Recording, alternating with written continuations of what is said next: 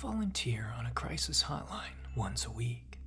Most of the time, people who call the line just need someone to hear them out, someone to sit in the darkness with them so they know they aren't alone in their suffering. We get calls from all types of people: distressed teens, drug addicts, people fighting with mental illnesses, elderly folks who have no one left to share their final days with, third-party callers who know someone who is displaying suicidal behavior. Many of the calls are silent, or the caller instantly hangs up. Most calls center around loneliness. People going through hardships often feel like a burden when sharing their pain with friends and family, so they keep it bottled up inside where it festers and builds to a point where the pain is so overwhelming they would do anything to make it stop. Our job is to listen and help them find options. It's not something I normally speak about, but I had once been on the other side of the line here. After years of struggling with alcohol addiction and a series of very bad choices, I'd hit rock bottom, and this really had been my lifeline. Calling the hotline had been the first step on a long journey that I am still far from finishing. But years of therapy and abstinence later, I feel like if I can be the voice that pulls even one person out of that rut, all that might have been worth something. I remember the first time that caller unknown called me. Our caller ID usually shows us the caller's number, unless they intentionally blocked it. So I thought it was probably a police department or some social service representative calling. I work the midnight to 4 a.m. shift. I'm a pretty nocturnal guy to begin with, and that shift needed the most help, so I had no problem signing up for it. Call volume is a lot lower during these hours, so it's usually just me and a few other counselors, and one supervisor in the call center during this time. Caller unknown first contacted me at 1:27 a.m. on February 17th. I answered with my standard, "Suicide Prevention Center, you're speaking with... Can I get your name?" There was no answer for a few seconds. This is pretty standard, especially with new callers who don't know what to say once they've opened that door. "I'm here to listen when you're ready to talk," I told the silent line. "Take your time." I waited a little bit longer, then heard a loud digital static interfere with the line. The digital static stopped and returned to the regular phone static, then cut out, leaving the line completely silent. I checked the call application to see if the call had disconnected, but the time counter continued to tick. I checked my headset to see if I had muted it or messed it up somehow. The digital static returned, much louder this time. Then the call disconnected. I didn't think anything of it at the time and went on with my shift per usual. February 24th at 1:27 a.m., caller unknown called back. It was the same as before, a long silence, then loud digital noise, then disconnection. I wouldn't have even noticed it as unusual if not for the digital noise. I checked my call log and realized that it had come in at the exact same time as last week. I figured it could be some sort of spam bot, set up to call numbers on a schedule. I messaged my supervisor about it, and he sent me a gif of Chandler Bing from Friends shrugging in an exaggerated manner. My thoughts exactly. 1 week later, on March 3rd, things got stranger. I accepted a call from a woman, Jane Doe, going through a divorce who was suffering nightly from thoughts of suicide. Her call came in around 1:19 a.m., and we had just gotten through the basic risk assessment and the beginning of her story when her voice started cutting out. The digital static returned, this time even louder than before. I had to pull the headphones away from my ears. The clock read 1:27 a.m. The digital noise stopped and the line went dead silent, just like before. Then the normal phone static returned. "Are you still there, Jane?" I asked. I think we got cut off there for a minute. There was no answer immediately. Then I heard a man's voice that sounded like he had left the phone on the table and was speaking from many feet away.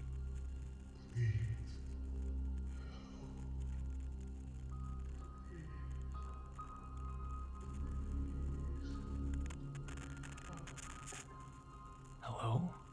Can you hear me? You sound like you're far from the phone. Can you move closer? Again, barely audible, far from the receiver, I heard the words. Please help. Are you in danger right now? I asked. If you are in need of immediate medical assistance, I need to know your location, or you need to call 911. Please. Then the line popped, and Jane's voice came back. Are you still there? She asked. Yes, Jane. I'm sorry, I heard someone else's voice. Are you with someone right now? No, I'm alone, she said. Confused, I apologized for the technical difficulties and continued with her call. I pinged IT about the issue, and they said that they didn't notice any sort of interference on their end, but would keep an eye out for issues. The next week, caller unknown returned. I answered and didn't say anything this time. I waited through the introductory static, then heard the man's voice. He was closer to the phone this time. He sounded old, like his vocal cords were damaged. The words were strained and gravelly, as if pushed through broken reeds.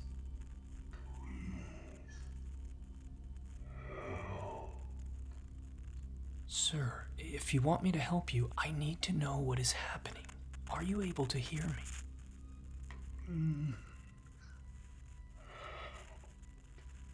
Sir, please call 911 if you need immediate medical assistance. I'm going to have to end the call if we can't communicate.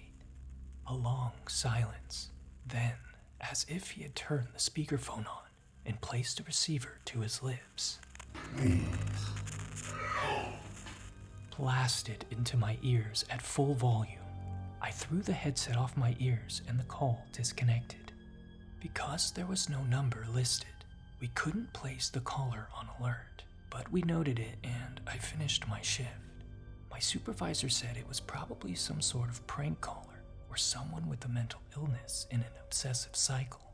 He didn't have any idea why the calls kept getting assigned to me. No one else had reported a call from caller unknown yet. On my drive home that night, the man's voice was stuck in my head, almost as if I could still hear him in the distance. It didn't feel like a prank to me. There was so much pain in that voice, physical, psychological. The tone was pure suffering, a death rattle. I imagined a frail old man crumpled on the floor of his cluttered apartment without the mental clarity to call 911. He called the one number that he had memorized. Perhaps he'd received help on the hotline before. I took some deep breaths and tried to ground myself. It isn't healthy to take calls home with you. I did what I could to the best of my ability, and there was nothing else I could do for caller unknown. It did stick with me though.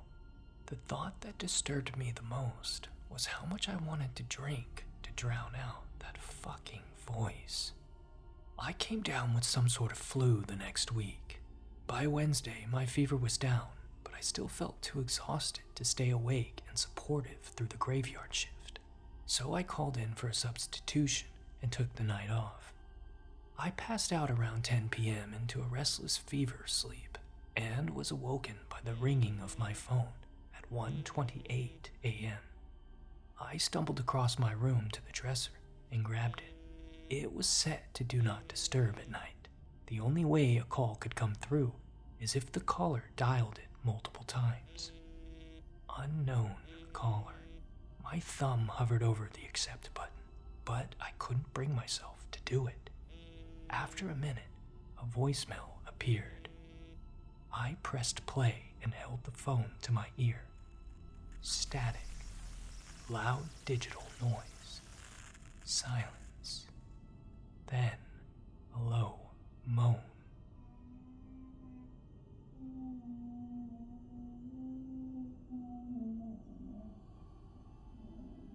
sounded like a feral cat at first, then wavered as he ran out of breath. He let out another loud moan through those broken vocal cords. It crescendoed into a scream of agony. I could hear it echo across the room.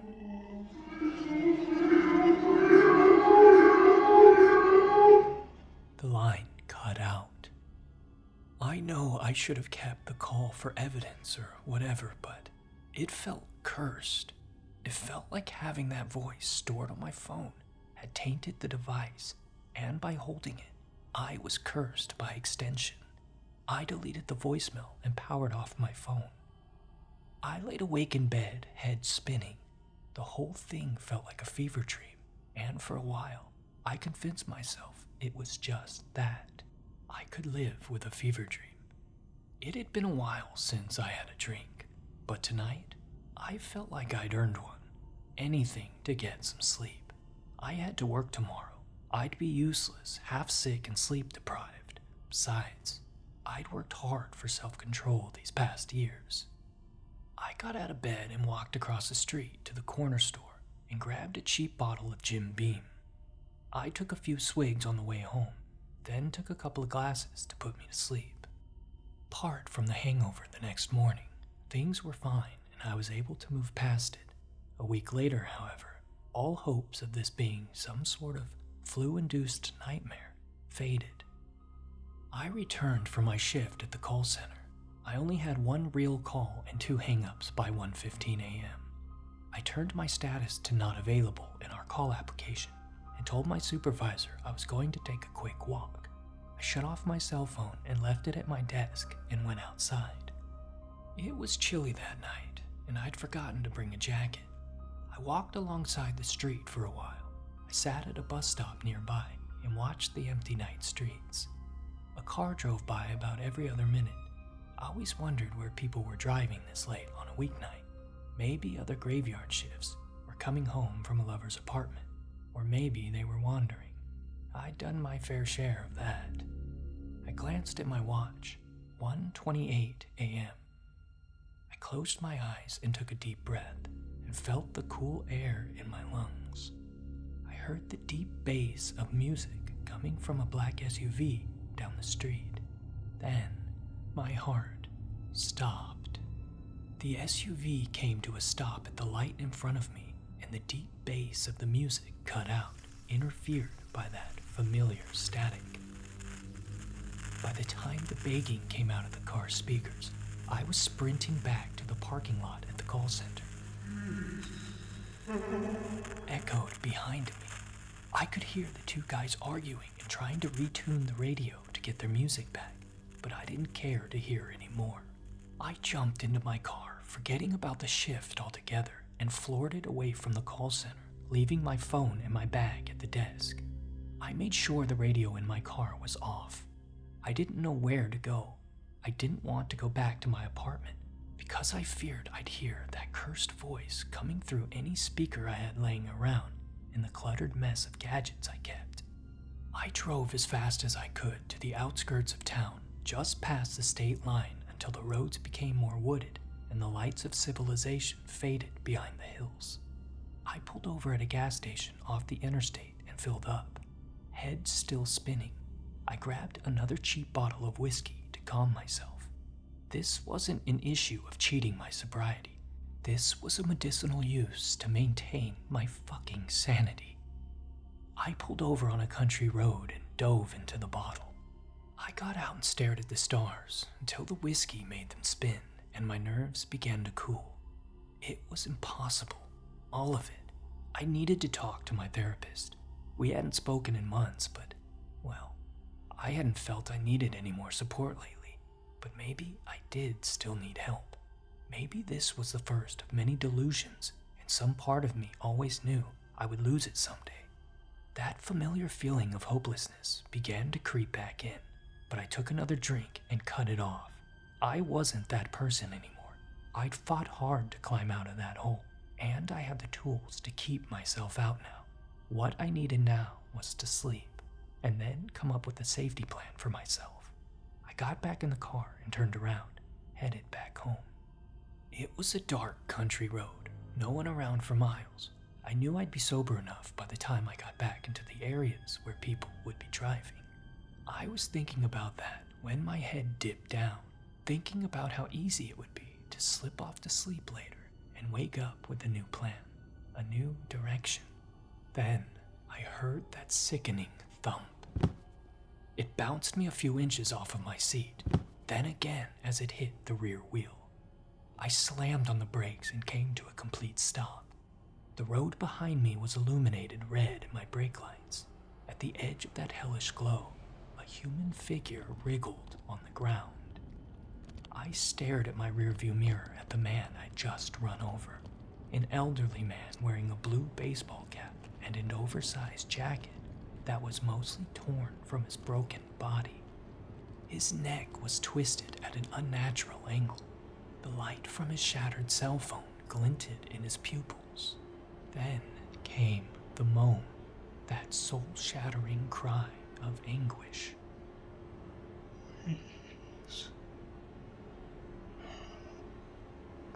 He sputtered through his broken trachea. My mind went blank. The clock read 2:27 a.m.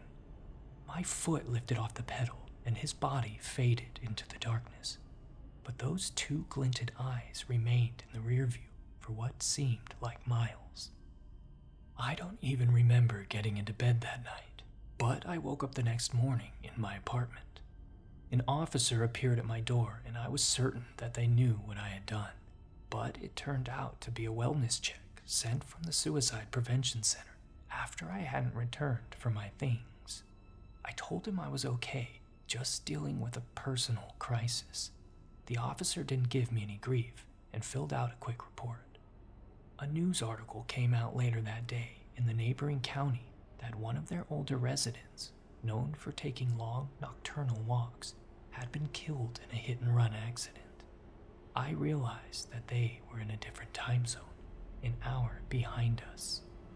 I looked at the photograph of the man, alive and smiling, thought about his kids and grandkids, thought about how long he must have laid there on the road, gasping for air, begging for help.